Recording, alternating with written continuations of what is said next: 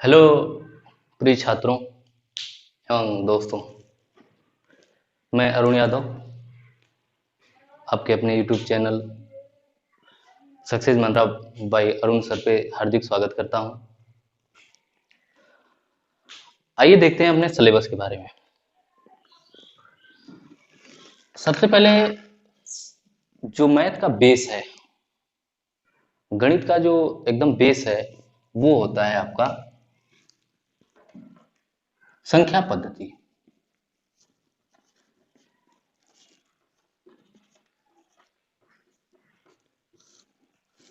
संख्या पद्धति ये एक ऐसा चैप्टर है जो हर एक परीक्षा में पूछा जाता है, हर एक परीक्षा में।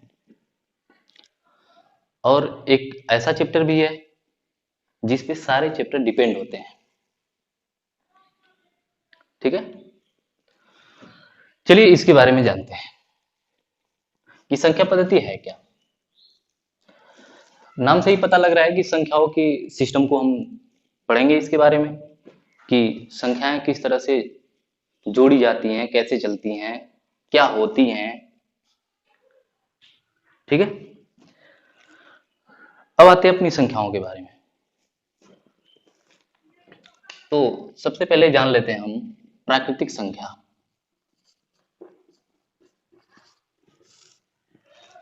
प्राकृतिक संख्याएं,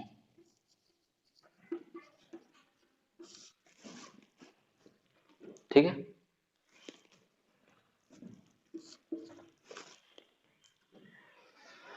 ऐसी संख्याएं जो एक से लेकर अनंत तक चले, या फिर हम ये कह सकते हैं कि जो गणना के काम आवे। यानी एक, अब जीरो तो गणना के काम आएगा नहीं।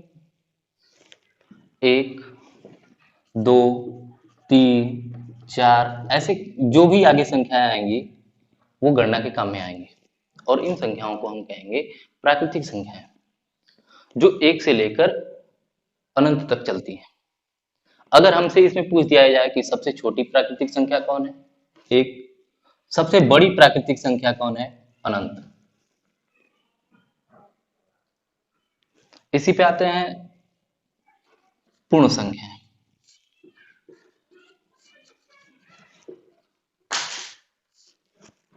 पूर्ण संख्याएं, अगर इन प्राकृतिक संख्याओं में हम जीरो को भी काउंट करने लगे तो बाकी जो जीरो अगर लगा देते हैं, जीरो को भी अगर काउंट कर लिया जाए तो सभी संख्याएं पूर्ण संख्याएं कहलाती हैं। यानी जीरो, एक, दो, तीन, अनंत तक। अगर सबसे छोटी पूर्ण संख्या पूछ दिया जाए तो जीरो। सबसे छोटी सॉरी सबसे बड़ी पूर्ण संख्या पूछ दिया जाए तो अनंत। इससे हमारा एक फैक्ट निकल के आता है। फैक्ट ये निकल के आता है कि हम यहां देख रहे हैं कि एक प्राकृतिक संख्या भी है और एक पूर्ण संख्या भी है, दो प्राकृतिक संख्या भी है, दो पूर्ण संख्या भी है, तीन प्राकृतिक संख्या भी है, तीन पूर्ण संख्या भी है। तो इस तरह से हम देख रहे हैं कि जितनी भी प्राकृतिक संख्याएं हैं वो पूर्ण संख्या है। जितनी भी प्राकृतिक संख्याएं हैं सारी की सारी पूर्ण संख्याएं हैं। तो ये कहा जा सकता है कि सभी प्राकृतिक संख्याएं पूर्ण संख्याएं हो सकती हैं या होती हैं। अब पूर्ण संख्या के बारे में देखते हैं। एक पूर्ण संख्या है, ये प्राकृतिक संख्या भी है। दो पूर्ण संख्या है तो प्राकृतिक संख्या भी है। तीन पूर्ण संख्या है, प्राकृतिक संख्या भी है। लेकिन जीरो पूर्ण संख्या है और जीरो प्राकृतिक संख्या नहीं है। तो कुछ पूर्ण संख्याएं तो प्राकृतिक संख्या हो रही हैं, लेकिन सभी पूर्ण संख्याएं प्राकृतिक संख्या नहीं हो रही हैं। इसका मतलब हम कह सकते हैं कि सभी प्राकृतिक संख्याएं पूर्ण संख्याएं होती हैं, लेकिन सभी पूर्ण संख्याएं प्राकृतिक संख्याएं नहीं होती हैं।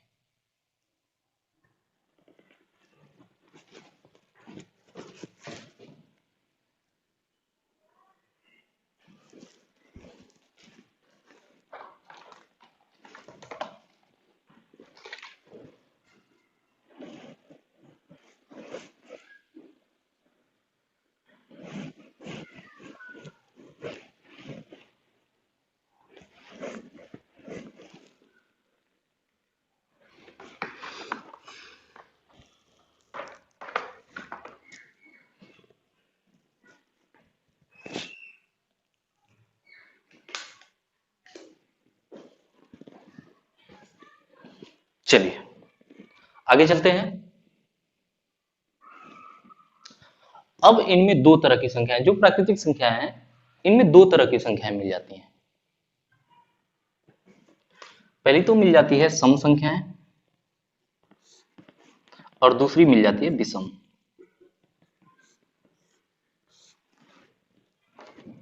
अब सम का मतलब क्या है और विषम का मतलब क्या है?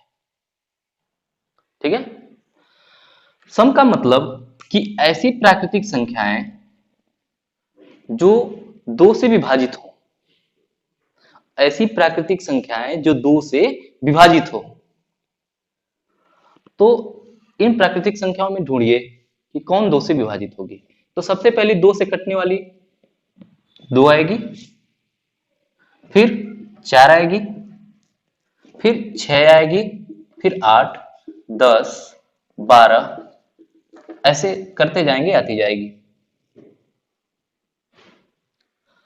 अब इसी में विषम संख्या की बात कर लेते हैं। जैसे सम संख्या थी कि दो से कटने वाली संख्या, वैसे ही जो विषम संख्या होगी दो से नहीं कटने वाली संख्या। जो संख्या दो से विभाजित नहीं होगी, या कह सकते हैं जो संख्या दो से पूर्णतः विभाजित नहीं होगी, उसको कहेंगे हम विषम संख्या। जैसे दो से 9 कटने वाली संख्या कौन सी हो जाएगी? एक हो गया, उसके बाद 3, फिर 5, 7, 9, 11 ऐसे आता जाएगा। ठीक,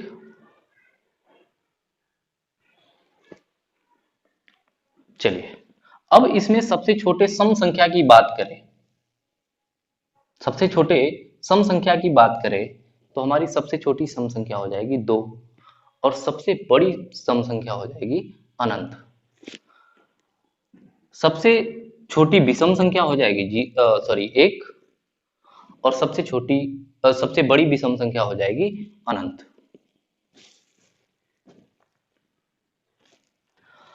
अब इसमें एक लॉजिक है, यानी फैक्ट है। क्या है? देखिए,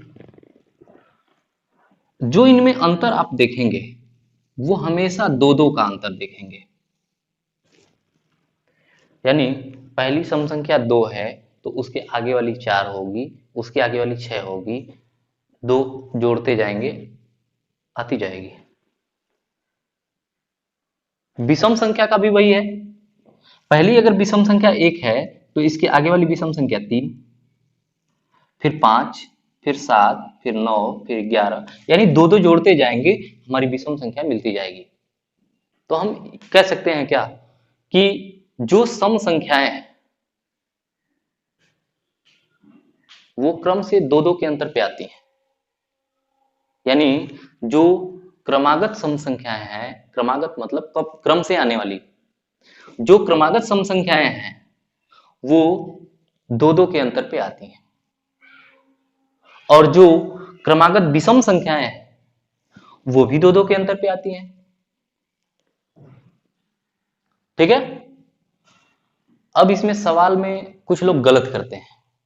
जैसे कभी कभार होता है कि मानना होता है कि माना पहली सम संख्या x है। पहली अगर सम संख्या आपको दे दी गई x, तो इसके आगे वाली सम संख्या क्या होगी? 2 जोड़ देंगे, आगे वाली सम संख्या निकल जाएगी, यानी x प्लस 2। अगर इसमें भी 2 जोड़ दें तो आगे वाली निकल जाएगी, x प्लस 2 है ही, 2 और जोड़ेंगे तो ये 4, ऐसे बढ़ते जाएंगे। यहां तक तो ठीक है, लेकिन जो ही विषम संख्या की बात कह देता है, जो ही विषम संख्या की बात कह देता है, तो जब माना जाता है कि मान लीजिए कि पहली विषम संख्या यक्स है, तो इसके आगे वाली विषम संख्या क्या होती है, तो ज्यादातर लोग यही गलती करते हैं कि यक्स है तो x प्लस 1 कर देते हैं और उसके आगे वाली x प्लस 3 कर देते हैं, जबकि ये गलत है। आप भी जानते हैं कि जो विषम संख्या होती है वो दो दो के अंतर पे आती है। तो अगर पहली विषम संख्या यक्स है तो दो जोड़ेंगे, देखिए पहली विषम संख्या एक है तो दो जोड़ेंगे तभी ना मिलेगा, फिर इसमें दो जोड़ेंगे तब मिलेगा, फिर दो जोड़ेंगे तब मिलेगा। ऐसा थोड़ी है कि एक जोड़ दिए फिर तीन जोड़ दिए, यानी इसमें भी वही सिस्टम है। मतलब अगर पहली विषम संख्या यक्स है तो इसके आगे वाली विषम संख्या x प्लस 2 होगी, उसके बाद अगली विषम संख्या हो जाएगी, फिर इसमें दो जोड़ देंगे x प्लस 4। ऐसे लॉजिक होता है, ठीक है। अच्छा,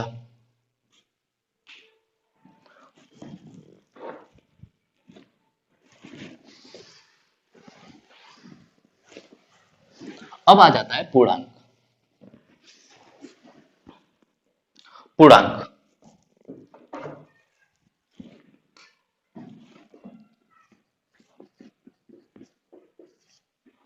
आप हिंदी तो पढ़े ही होंगे, हिंदी तो पढ़े ही होंगे। अब अगर इसका हम कह दें कि आप संधि विच्छेद बता दीजिए, तो आप क्या बताएंगे कि पूर्ण और प्लस अंक, यही तो होगा इसका, पूर्ण प्लस अंक। यहीं से इसकी परिभाषा बन जाती है, यानी ऐसा अंक जो पूरा पूरा हो, न तो दशमलव में हो, न तो बटा में हो, न तो करणी में हो, यानी ऐसा अंक जो पूरा पूरा हो। जैसे हम 2 लिख दिए, ये पूर्णांक है, कहें कि ये पूरा पूरा है। 8 लिख दिए, ये भी पूर्णांक है, कहें कि ये भी पूरा पूरा है। लेकिन अगर यही हम करणी में 3 लिख दें तो ये पूर्णांक नहीं है, ये पूर्णांक नहीं है। या 5/2 लिख दें, ये भी पूर्णांक नहीं है।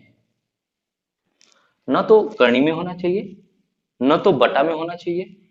बटा में हो जाएगा तो इसकी वैल्यू पॉइंट में आने लग रही है, पूरा पूरा नहीं होगा। अगर यही इसकी वैल्यू पूरा पूरा आने लगती, जैसे अगर इसको हम लिख देते करणी में 4, तो इसकी वैल्यू तो पूरा पूरा आने लगती 2, तो इसको हम कह देते कि ये पूर्णांक है। और इसको लिख देते 8/2, इसकी भी वैल्यू अगर निकालेंगे तो पूरा पूरा मिल जाएगी, यानी 4 मिलेगी। इसको भी हम कह सकते हैं कि ये पूर्णांक है। समझ में आ रही होगी।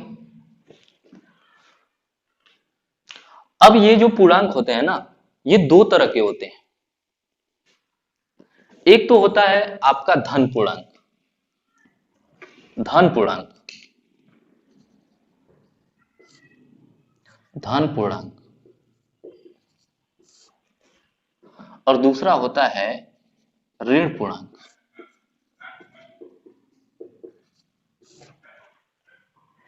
तो सिंपल सी बात, ऐसे पूर्णांक जो पॉजिटिव हो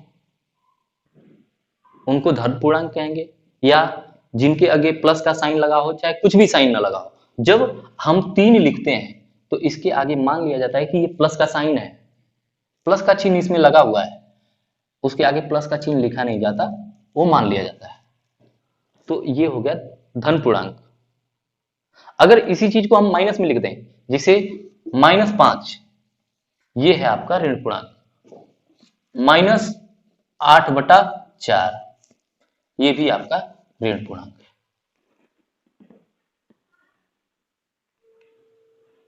ठीक है।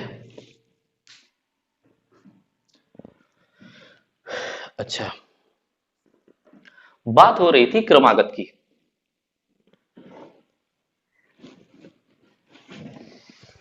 जैसे क्रमागत सम संख्या, क्रमागत विषम संख्या, ठीक है।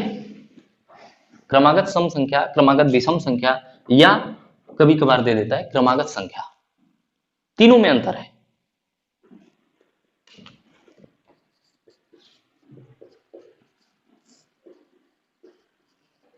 क्रमागत संख्या, क्रमागत सम संख्या और क्रमागत विषम संख्या।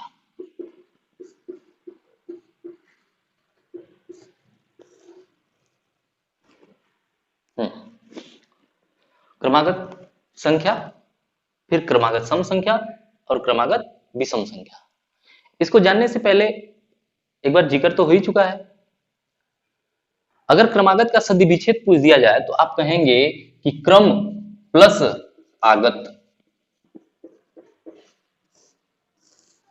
क्रम प्लस आगत। क्रम का मतलब होता है क्रम यानी सीक्वेंस, आगत मतलब आने वाली, यानी क्रम से आने वाली संख्याएं क्रमागत संख्याएं कहलाती हैं। हो सकता है कि उनमें एक एक का क्रम हो, या दो दो के अंतर पे क्रम हो, या तीन तीन के अंतर पे क्रम हो, लेकिन जो अंतर पहले होगा वही अंतर लास्ट तक होगा। चलिए, अब हमें कह दिया कि पहली अगर क्रमागत संख्या 5 है तो इसके आगे वाली क्रमागत संख्या क्या होगी?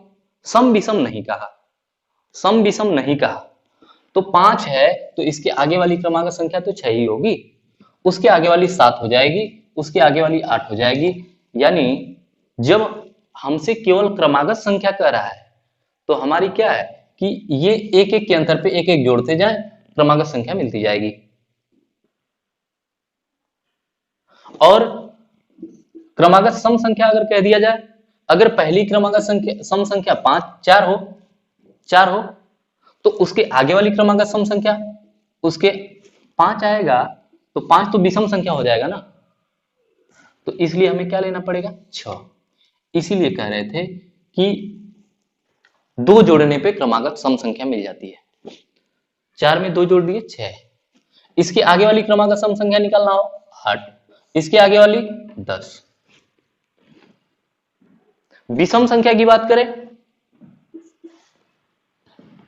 क्रमागत विषम संख्या अगर पहली 5 मान लें, क्योंकि 5 विषम संख्या है, इसके आगे वाली विषम संख्या क्रमागत कौन सी होगी? 7, फिर 9, दो दो जोड़ते जाएंगे, आती जाएगी। ठीक है। अच्छा, अब है अभाज्य संख्या। अगला है अभाज्य संख्या। इससे सवाल बनेंगे और अच्छे अच्छे सवाल बनेंगे।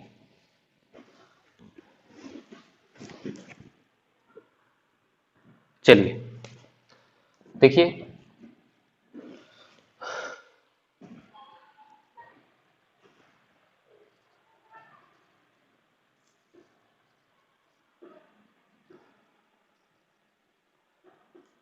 अच्छा, जब एक अभाज्य संख्या आ गई तो उसका उल्टा भी तो एक होगी, उसको क्या कहेंगे? भाज्य संख्या।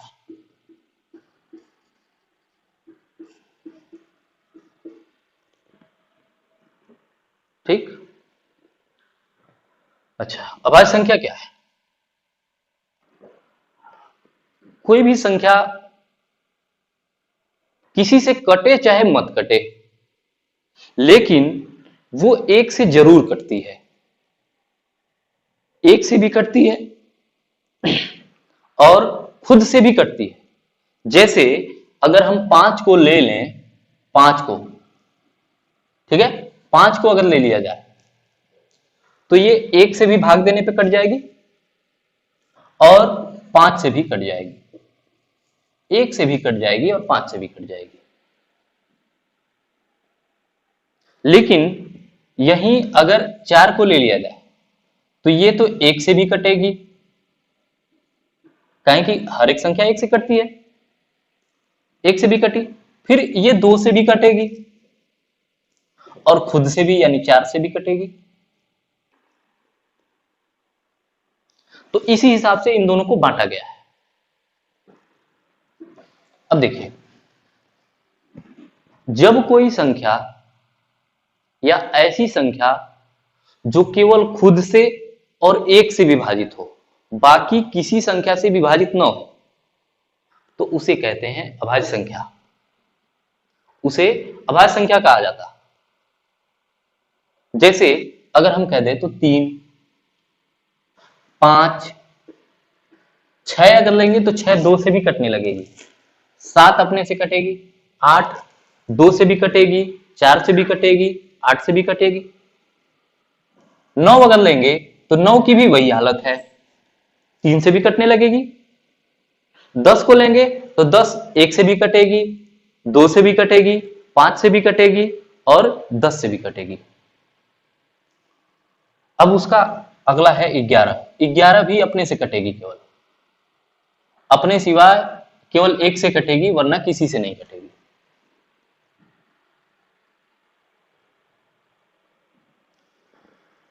यही भाज्य संख्या की बात करते हैं।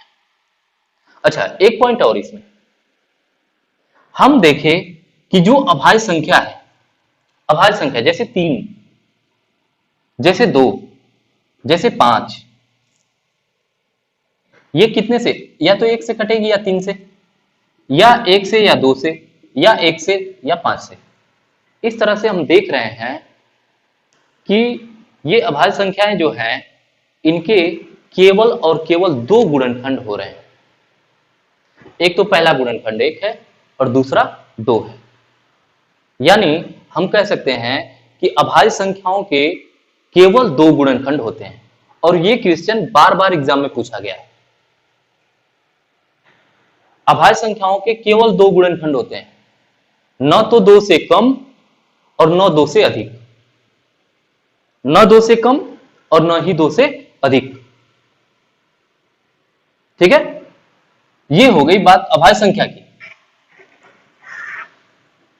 तब इसका मतलब कि भाई 2 भी हमारी अभाज्य संख्या है, काहे कि वो भी तो अपने से कट रही है और 1 से।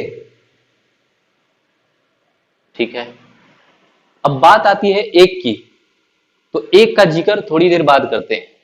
थोड़ा सा इसको समझ लीजिए। भाज्य संख्या, इसका ठीक उल्टा। मतलब इसमें क्या था कि ऐसी संख्या है जो केवल 1 से और अपने से कटे, अभाज्य संख्या हो गई। इसका उल्टा अगर करना होगा तो क्या कह देंगे, ऐसी संख्या जो 1 और खुद के सिवाय और भी संख्याओं से कटना लगे, जो 1 और खुद के सिवाय और भी अन्य संख्याओं से कटने लगे, उसको कहेंगे भाज्य संख्या। जैसे अगर 2 लेंगे तो 2 1 और 2 से कटेगा बस, 3 का भी वही हाल है, तो हम ले लेंगे 4। ठीक है, 4 1 से भी कटेगा, 2 से भी कटेगा, मतलब 4 1 से तो कट ही रहा है, 4 से भी कट रहा है और उसके अलावा 2 से भी कट रहा है। ठीक, 5 1 से और 5 से कटेगा केवल।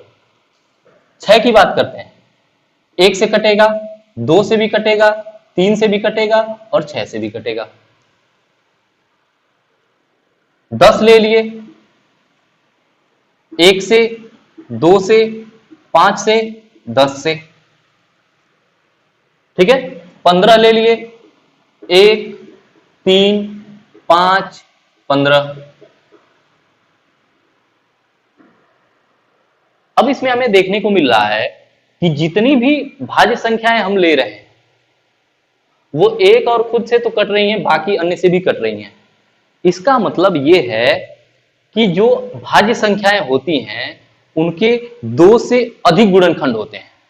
देखिए, 3 गुणनखंड हुए, 4 गुणनखंड हुए, 4 गुणनखंड हुए, 4 गुणनखंड हुए। तो हम कह सकते हैं ना कि जो भाज्य संख्याएं हैं उनके सदैव दो से अधिक गुणनखंड होते हैं। अगर केवल दो गुणनखंड आ जाएगा तो इसका मतलब वो अभाज्य संख्या है। यानी भाज्य संख्याओं को हमेशा दो से अधिक गुणनखंड होना चाहिए। ठीक। अच्छा, अब एक के बारे में क्या है? तब एक कौन सी संख्या है बताइए। अब इसका गुणनखंड करते हैं। ये बेचारा तो केवल एक से कटेगा और किसी से तो कटेगा नहीं। एक से भी कट रहा है और खुद से भी वही है, खुद से भी वही है। इसका मतलब कि इसका केवल एक गुणनखंड हुआ। अभाज्य संख्या के लिए दो गुणनखंड होने चाहिए, न तो दो से कम न तो दो से अधिक। भाज्य संख्या के लिए दो से अधिक गुणनखंड होने चाहिए। तो इसका तो न तो दो गुणनखंड है न तो दो से अधिक गुणनखंड है। इसलिए एक को कहा जाता है कि न तो यह भाज्य संख्या है और न ही अभाज्य संख्या है। एक न तो भाज्य संख्या है और न ही अभाज्य संख्या। इसको किसी भी श्रेणी, दोनों में से किसी भी श्रेणी में नहीं रखा जाता।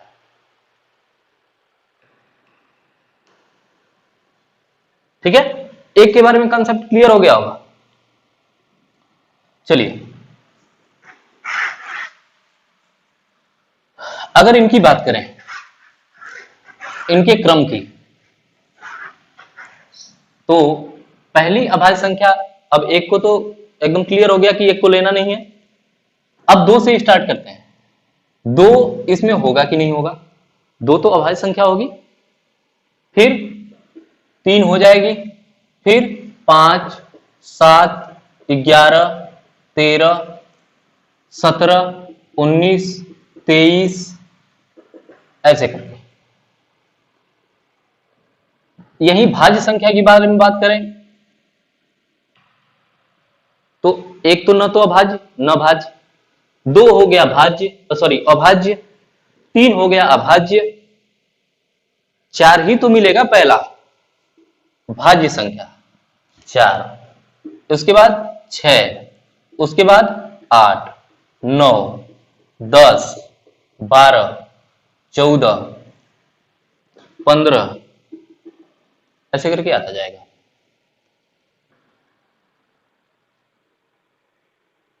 ठीक।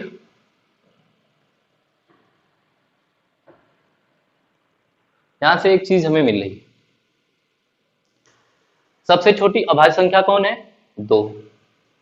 यह भी बहुत बार एग्जाम में पूछा गया है कि सबसे छोटी अभाज्य संख्या कौन होती है? 2। सबसे छोटी भाज्य संख्या कौन होती है? 4। इसको अगर पूछ दिया जाता है तो ज्यादातर लोग नहीं बता पाते हैं। ज्यादातर लोग क्या, मतलब कि कहने का मतलब, जब हम पढ़े हैं ना, या जब आप पढ़े हैं इस चीज को, तब तो आपके लिए वो इजी है। लेकिन अब जब आप नहीं पढ़े हैं तो वो कितना ही इजी हो वो आप नहीं बता पाएंगे।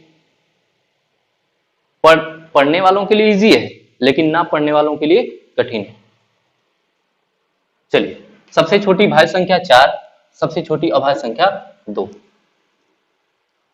एक चीज और कि इसमें जितनी भी अभाज्य संख्याएं हैं उनमें देख रहे हैं 3, 5, 7, 11 सभी की सभी जो है एक विषम संख्याएं मिल रही हैं, केवल 2 को छोड़कर।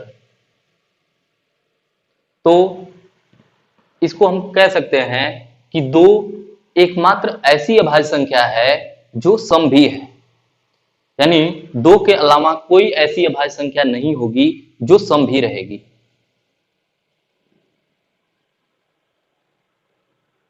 आगे चलते हैं, आगे देखते हैं इनसे जो क्रमागत संख्या बताए थे उससे सवाल कैसे